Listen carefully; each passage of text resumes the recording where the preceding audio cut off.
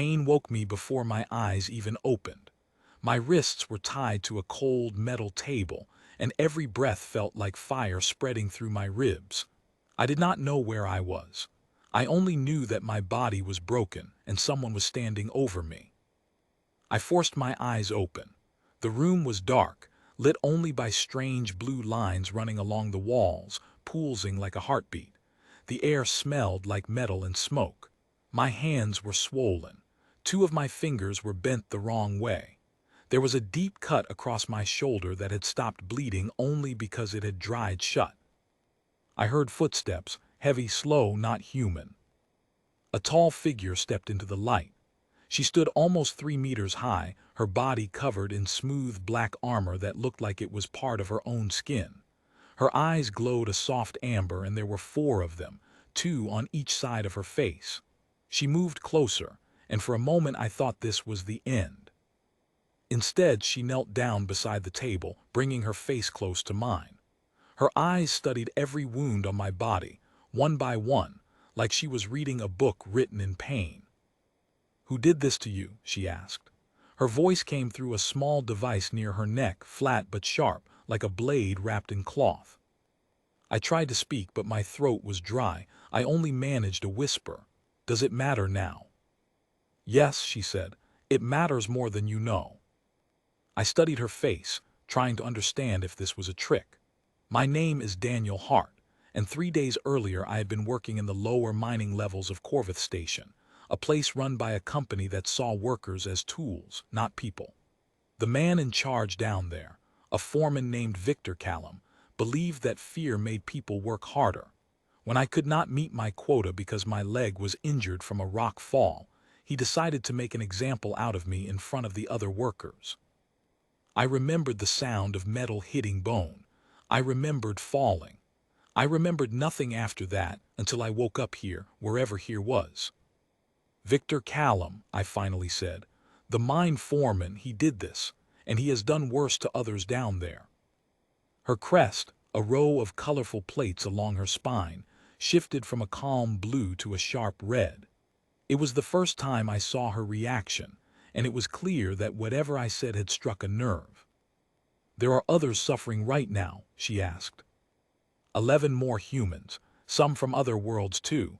He treats us like we are nothing." She stood up fast, her tall body blocking most of the light above me. She turned to 2 guards standing near the door, soldiers with long spears made of dark metal. "Bring me the mine registry," she ordered, "and bring me Victor Callum alive in chains." The guards left without a word. I lay there, confused, my body aching, wondering what kind of creature would care this much about a stranger like me. "You are Sevrathi," I said weakly. "I have heard stories that your kind does not care about smaller species." Her 4 eyes turned back to me. "Stories told by people who fear what they do not understand. My name is Queen Alara Vex Sevrathi. I rule this outpost, and every soul under my roof, no matter their size or shape, is protected by my law. What happened to you should never have happened." A medic entered soon after, a smaller Sevrathi with careful hands and quiet movements. He began treating my wounds, setting my broken fingers with tools I did not recognize, but that worked faster than anything I had ever seen. The pain slowly eased into a dull throb. While he worked, Queen Alara stayed by my side. She did not leave, even when other guards came in and out with reports. I found this strange. Rulers do not usually stay beside the wounded. They send others to handle such things. "Why are you still here?" I asked her. "Because you spoke for 11 others before asking anything for yourself," she said. "That tells me something about your spirit. I want to understand it." Hours passed. I drifted in and out of sleep, my body finally allowed to rest. When I woke again, the room was brighter, and Queen Alara was speaking with someone through a communication device on the wall. Her voice was sharp, commanding, filled with anger that she controlled carefully, like a storm held behind a locked door. When she noticed I was awake, she ended the call and walked back to me. "Victor Callum has been captured," she said. along with 3 other foremen who worked under him. They tried to escape through the lower tunnels, but my soldiers found them before they reached the transport bay. Relief filled me, but it was mixed with fear. I had seen what fear did to people like Callum. I worried this would only make things worse for the workers still trapped down there.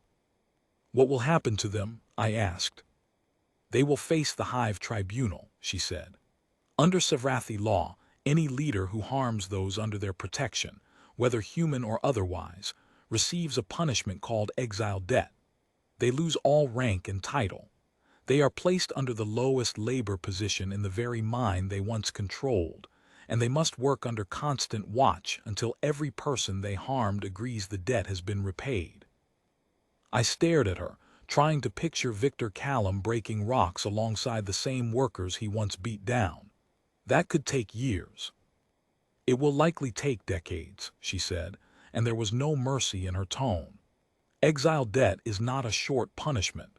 It is designed to teach a lesson that cannot be forgotten. He will feel exactly what those under him felt every single day until his victims decide otherwise." I should have felt triumphant hearing this, but instead I felt something quieter settle inside me, something close to peace. It was not about revenge. It was about knowing that no one else would suffer the way I had. Over the next 2 days, my body continued to heal faster than expected, thanks to Savrathi medicine.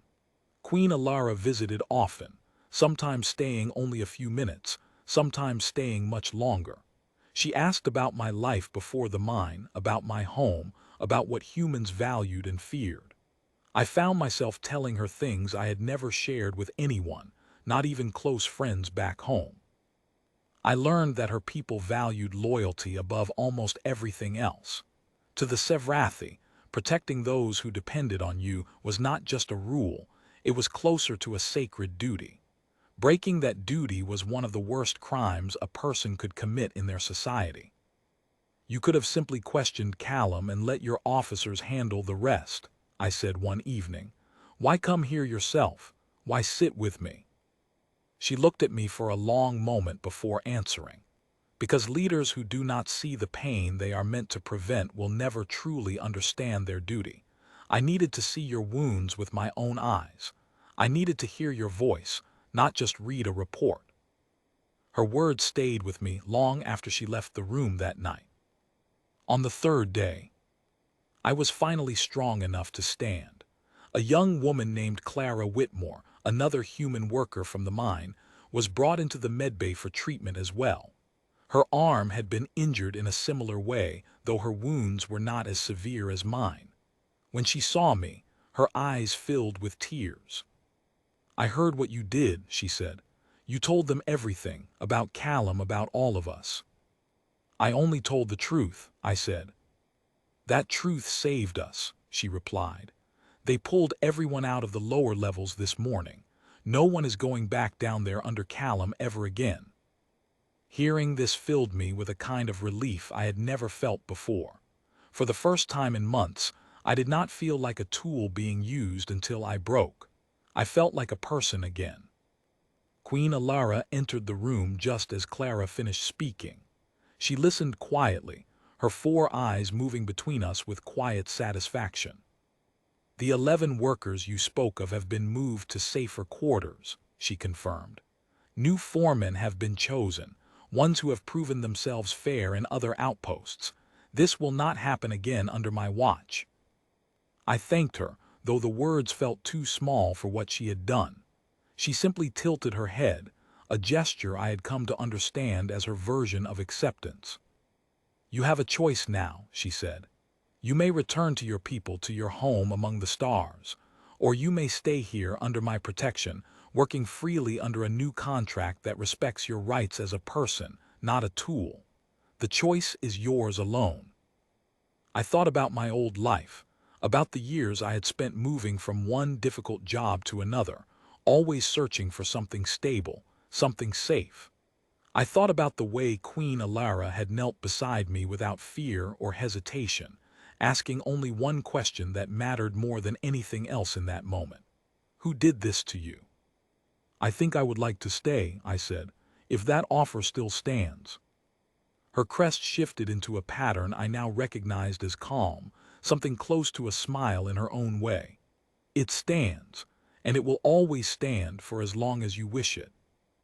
Weeks later, I stood at the edge of the mining platform, watching the new shift begin under fair conditions for the first time since I had arrived on Corvith Station.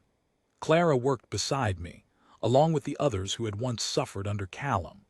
Somewhere far below, in the lowest levels of the mine, Victor Callum now worked with his own hands, watched closely, paying back a debt that would take him many years to settle. I thought about how easily things could have ended differently. That night I was left broken on a cold floor. But instead of being forgotten, I had been found by someone who cared enough to ask the right question and brave enough to act on the answer. Queen Alara once told me that true strength was not measured by claws or armor, but by the willingness to protect those who could not protect themselves. I carried those words with me every day after that, a reminder that even in the coldest, most distant corners of space, kindness could still change everything.